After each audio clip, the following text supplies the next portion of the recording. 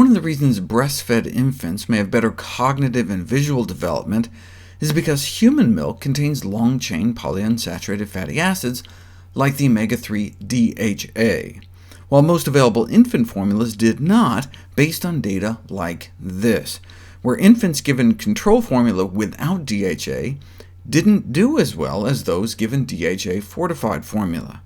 Neither did as well as the breastfed infants, who serve as the gold standard. But this was enough to convince formula manufacturers to start adding DHA to their infant formula starting back in 2002. The question then became, how much to add? Easy, right? Just add however much is naturally found in breast milk. However, the DHA level in breast milk is extremely variable, depending on what the mom is eating. For example, there's all these healthy populations that don't eat any seafood and have much lower levels in their milk, and they seem fine, so that makes it difficult to determine the optimal amount to add to formula, or for that matter, what to recommend for pregnant and breastfeeding women. Consensus guidelines recommend that women should aim to consume an average of 200 mg a day of DHA during pregnancy.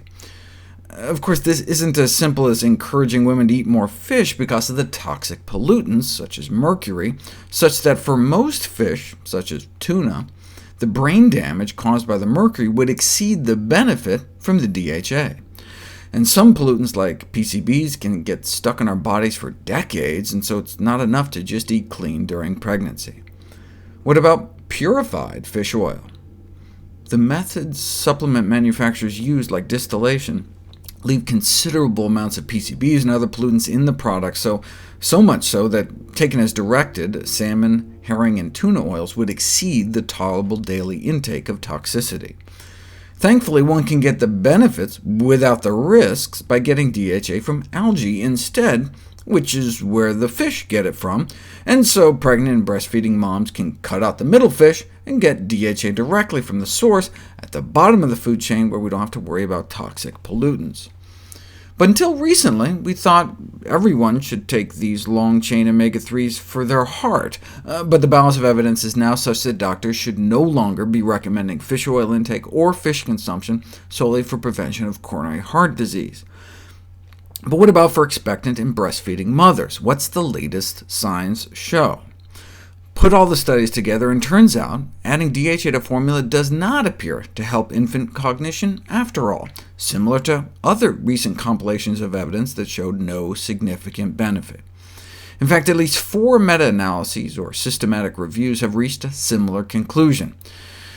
Now, these were mostly based on a standard series of measurements known as the Bailey scales for infant development. Maybe if other tests were used, there'd be different results, but so far, no luck. Giving women DHA supplements during pregnancy did not appear to help with other outcomes like attention span or working memory either. Although there may be no significant benefits for infant cognition, what about other things like vision?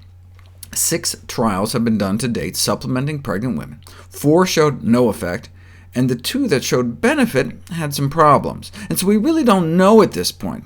But hey, if all the studies so far show either nothing or benefit, why not just take them to err on the side of caution?